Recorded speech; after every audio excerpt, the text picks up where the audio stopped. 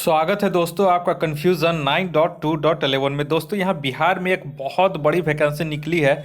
8,000 से ज़्यादा ये वैकेंसी है और किस में निकली है पूरे डिटेल में हम इस वीडियो में बात करेंगे। अगर आप हमारे चैनल पर नए हैं तो कृपया करके इस चैनल को सब्सक्राइब कर लें।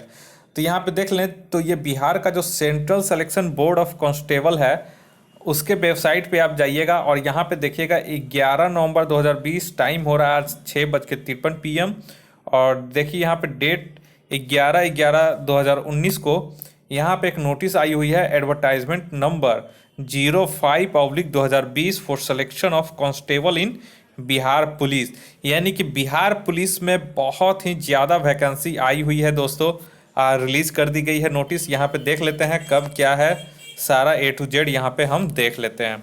तो चलिए सबसे पहले इस नोटिस को हम लोग क्लिक करके ओपन कर लेते हैं और जैसे ही ये PDF डाउनलोड हो रहा है और PDF डाउनलोड होता है उसके बाद हम आपको डिटेल में एक स्टेप बाय स्टेप देखते हैं कि क्या बोल रहा है, कितना सीट है, कैसे सिलेक्शन प्रोसेस है। तो यहाँ पे देखिए डाउनलोड हो चुका है।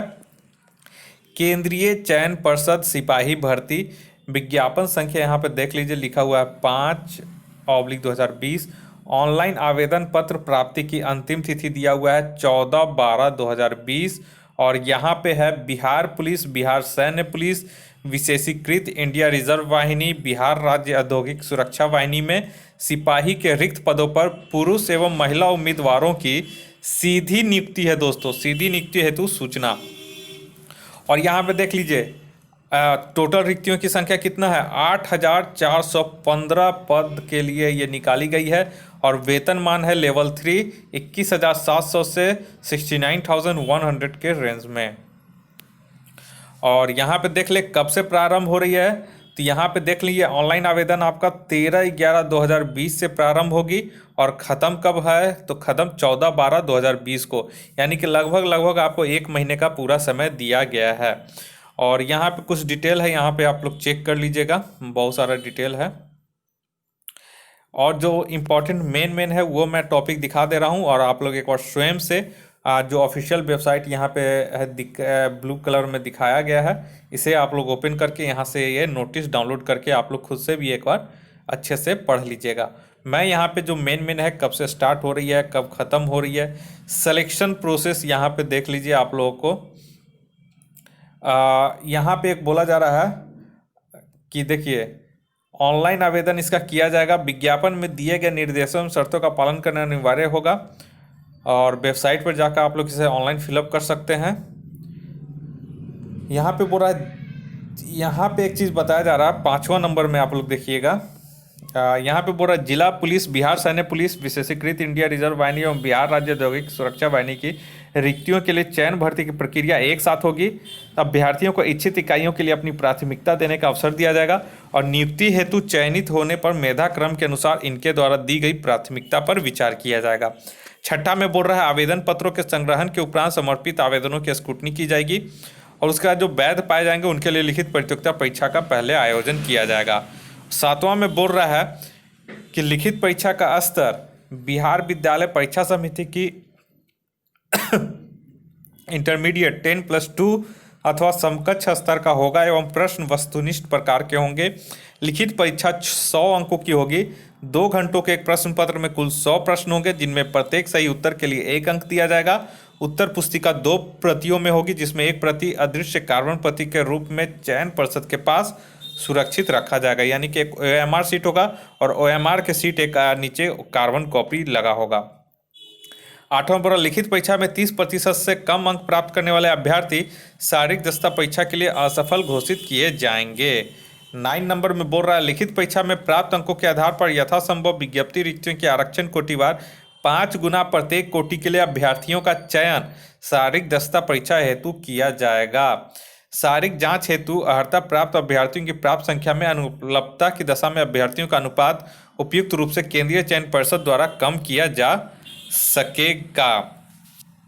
यहाँ पे जो 30% है ये क्वालिफाइंग इन नेचर है, मतलब इतना अगर लाइएगा तो बाद में अगर आपका मेरिट बनता है तो उसमें ठीक है, लेकिन जो मेरिट बनेगा वो प्राप्त अंक के आधार पे ही बनेगा। 30 अंक अगर हो गया, 30 अंक से कम है तो आपका किसी भी हाल में आपको शारीरिक दक्षता परीक्षा के लिए कॉल नहीं किया जाएगा, ठीक है।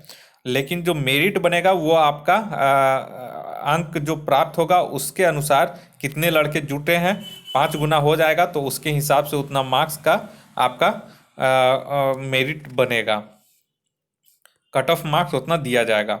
10वां नंबर बोल रहा है लिखित परीक्षा अंतिम मेधा सूची का आधार नहीं होगा। लिखित परीक्षा केवल शारीरिक दस्तावेज परीक्षा के लिए अर्हक होगी, यानी कि जो लिखित परीक्षा है वो अंतिम मेधा सूची में आपका काउंट नहीं होगा। लिखित परीक्षा का केवल शारीरिक दस्ता परीक्षा माप परीक्षा के लिए अर्हक यानी क्वालिफाइंग होगी। 11 नंबर बोल रहा है लिखित परीक्षा के आधार पर, 11 नंबर इंपॉर्टेंट है, लिखित परीक्षा के आधार पर पात्र उम्मीदवारों को निर्धारित अनुपात में शारीरिक दस्ता परीक्षा के लिए बुलाया जाएगा। अभ्यर्थियों को शारीरिक दस्ता परीक्षा में सम्मिलित होना एवं इसमें सफल होना अनिवार्य होगा। शारीरिक दस्ता योग्यता के न्यूनतम निर्धारित मानदंड में कोई छूट अनुमान्य नहीं होगी। सिपाही के पद पर नियुक्ति हेतु चयन के लिए अंतिम मेधा सूची शारीरिक दस्ता परीक्षा के अधीन तीनों स्पर्धाओं यथा दौड़, ऊंची कूद तथा गोला फेंक में अभ्यर्थियों द्वारा प्राप्त कुल अंक के आधार पर तैयार की जाएगी। तत्पश्चात अंतिम रूप से चयनित अभ्यर्थियों की नियुक्ति की अनुशंसा चयन पर्षद सिपाही भर्ती द्वारा पुलिस जिला बिहार द्वारा किया जाएगा। यानी कि जो मेरिट बनेगा वो आपको शारीरिक दक्षता परीक्षा में प्राप्त अंकों के आधार पर आपका मेरिट तय होगा। दोस्तों, सिपाही के पद के लिए आवेदन हेतु पात्रता, इसमें इंडियन होना चाहिए। अभ्यर्थियों की शैक्षणिक योग्यता 10+2, 1/8/2020 तक आपको इंटरमीडिएट उत्तीर्ण होना चाहिए दोस्तों। और एक चीज़ और है, यहाँ पे देख लें, उत्तीर्ण अथवा बिहार राज्य सरकार के मदरसा बोर्ड द्वारा निर्गत मौलवी प्रमाण पत्र अथवा बिहार राज्य के संस्कृत बोर्ड द्वारा निर्गत शास्त्री अंग्रेजी सहित अथवा आचार्य अंग्रेजी रहित, यहाँ पर रहित है, प्रमाण पत्र अथवा राज्य सरकार द्वारा मान्यता प्राप्त अन्य समकक्ष शैक्षणिक अर्हता होनी चाहिए।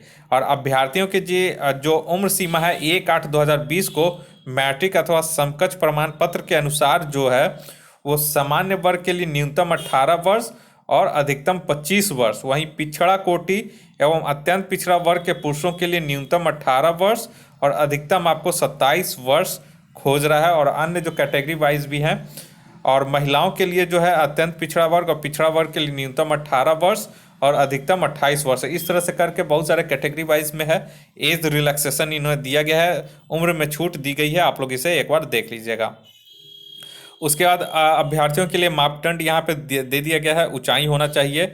और यहाँ पे महिला जो ज़्यादा देखती हैं वो आप लोग को सभी वर्गों की महिलाओं के लिए न्यूनतम इसमें 155 सेंटीमीटर उनका ऊंचाई कर दिया गया है महिलाओं के लिए। तो आप लोग यहाँ पे देख लीजिएगा, सीना है यहाँ पे आप लोग अपना देख लीजिएगा, बिना फुलाए हुए और फुला कर कितना मेजर करना है वो सारा यहाँ डिटेल दे दिया गया है, मेजर कर लीजिएगा आप लोग। और महिलाओं के लिए सीना की मापी नहीं होगी। वजन में बोला सभी वर्गों की महिला उम्मीदवारों के लिए न्यूनतम वजन 48 किलोग्राम होना आवश्यक है।